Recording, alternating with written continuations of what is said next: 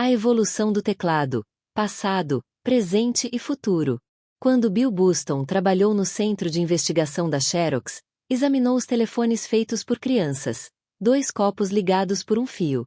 Pense bem, o copo usa o mesmo hardware para entrada e saída de som. Por que é que, perguntou Buston, o mesmo princípio não se pode aplicar ao texto nos computadores, usando um só dispositivo para entrada e saída de texto, em vez de um teclado para entrada e um ecrã para saída? Muitas das grandes descobertas estão mesmo debaixo do nosso nariz, afirma. Muitas das coisas que emergem como novas têm as suas raízes em acontecimentos do passado, e em alguns casos, num passado muito distante. Antes de olharmos para o futuro dos teclados, vamos olhar para sua evolução.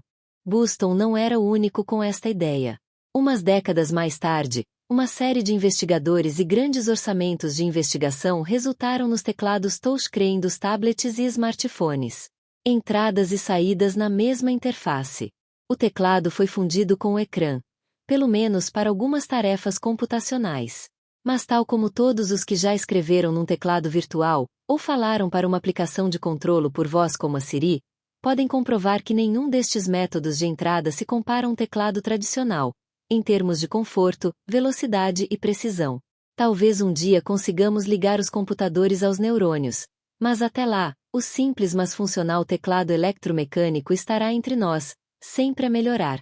Buston, agora um guru do design na Microsoft Research, ainda examina teclados antigos cuidadosamente, à procura de truques esquecidos e tecnologias que poderão resultar em novas ideias acerca da introdução de informação num computador. Olhando para o passado.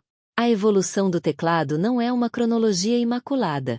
As contribuições para o seu look e fio e tecnologias de base provêm, às vezes, de modelos anteriores e de outros tempos, de um canto escondido no universo do inventor. Os primeiros dispositivos relacionados com os teclados modernos datam do século XIX.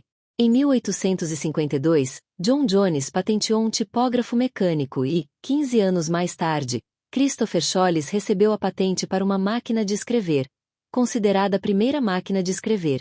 Alguns aspectos dos teclados destas máquinas influenciaram muito o design dos teclados modernos. A máquina de escrever teclado tinha todo tipo de funções. A tecla Shift era mesmo muito grande pois era necessária uma grande área para empurrar e puxar o carreto, explica David Hill, vice-presidente do Departamento de Design e Experiência de Utilizador na fabricante de computadores Lenovo. Era preciso uma vantagem mecânica. Uma das maiores influências no teclado moderno foi a máquina de escrever Selectric da IBM.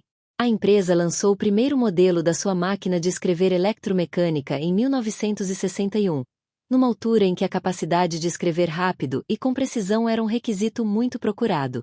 Doug Spicer, curador sênior do Computer History Museum, denota a proeminência dos modelos Selectric.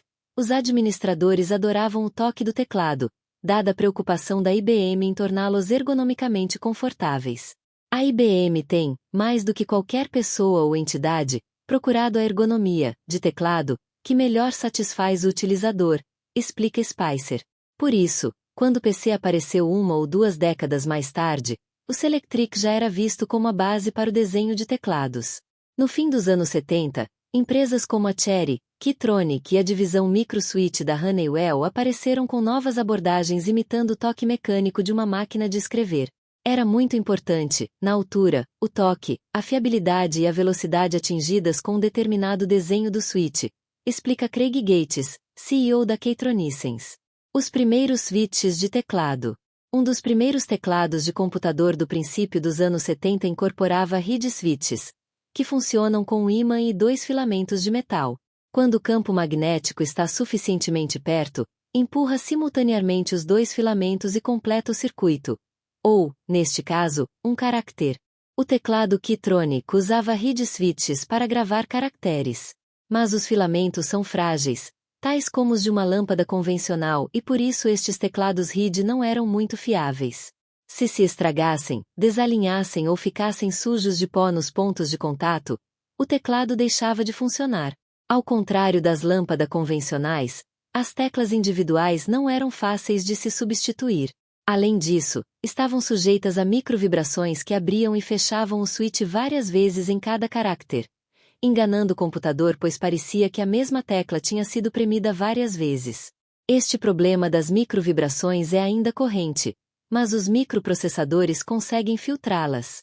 Por isso, no fim dos anos 70, explica Gates, os reed switches deram lugar a teclas que seguiam um princípio magnético chamado Hall Effect.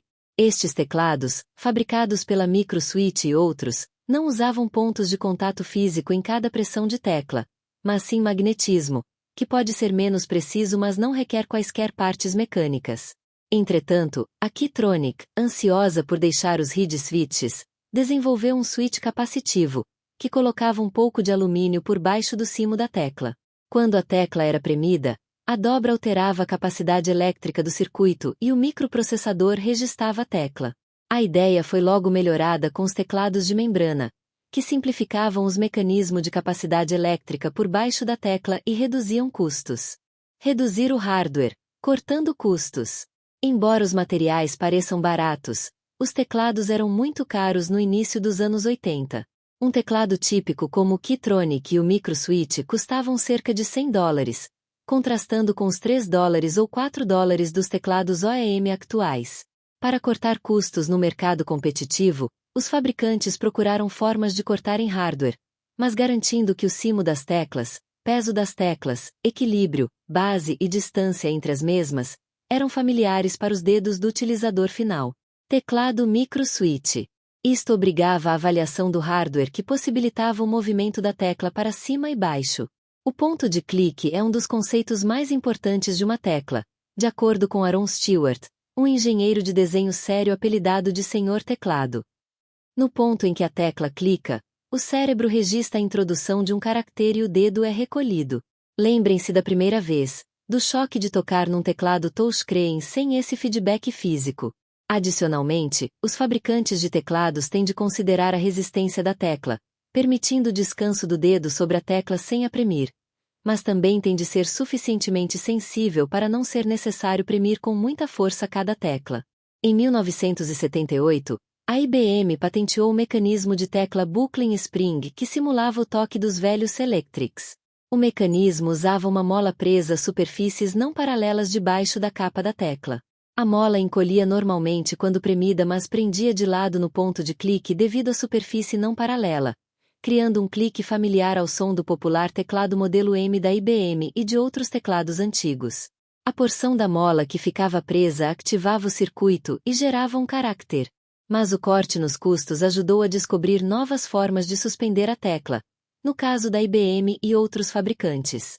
Cúpulas de borracha, que funcionam com o mesmo princípio de clique como um desentupidor, e scissor switches, mecanismo de tesoura, tornaram-se populares no fim dos anos 80 e princípio dos anos 90. Parte do objetivo destes novos designs era reduzir a distância entre teclas. O conforto e a velocidade de escrita depende da distância entre teclas em cada caractere. Reduzir frações preciosas de milímetros melhorou a experiência de escrita para muitos utilizadores. Um teclado de cúpula de borracha. Comparando com exemplos históricos, os desktops e notebooks atuais têm cerca de 40% menos distância entre teclas, afirma Hill, da Lenovo. Escrever em teclados cúpula de borracha e mecanismo de tesoura é mais silencioso. Os modelos eram também mais baratos de se produzir, de acordo com Gates. E estes dois tipos de molas ainda são a base da maior parte dos teclados do mercado.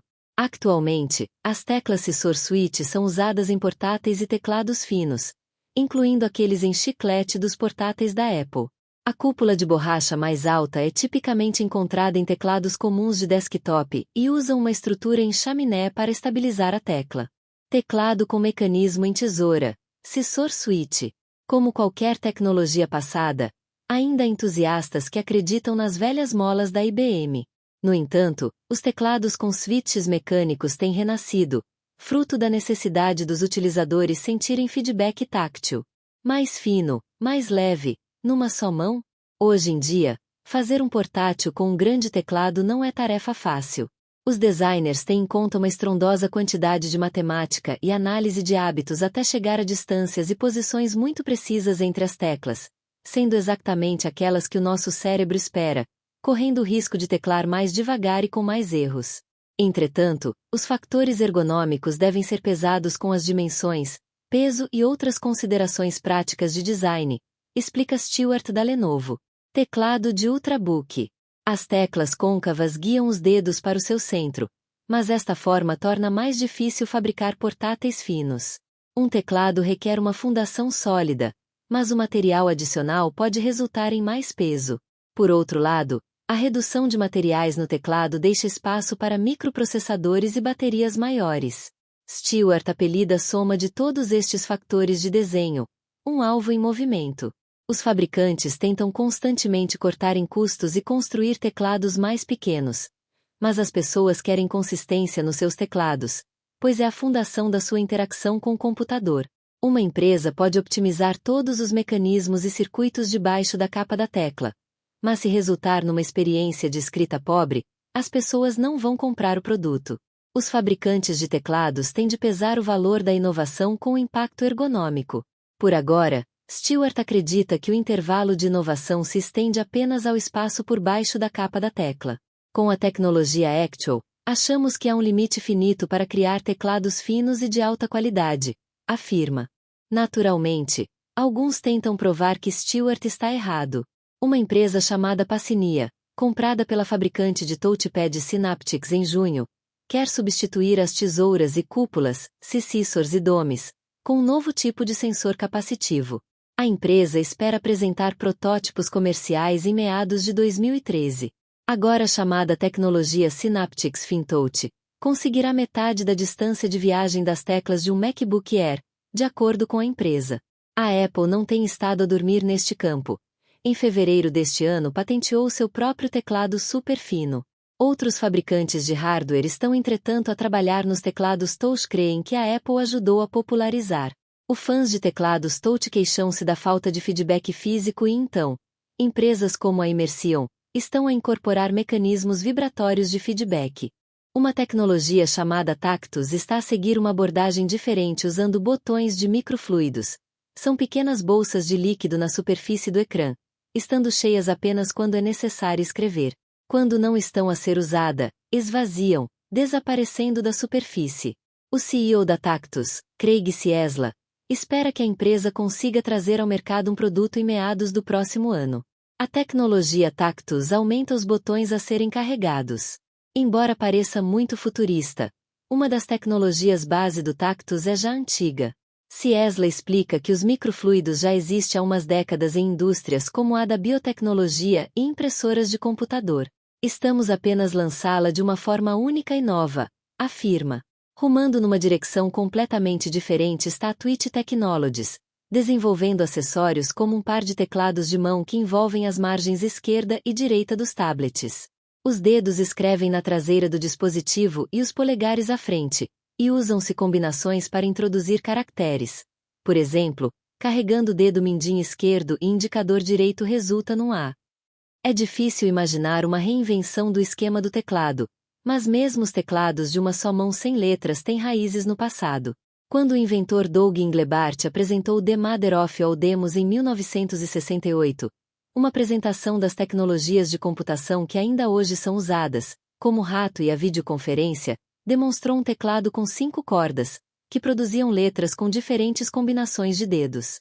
O problema é que, tal como o Buston da Microsoft aponta, quando é implementado um novo teclado, o utilizador tem de aprender a teclar de novo. Mas pode valer a pena.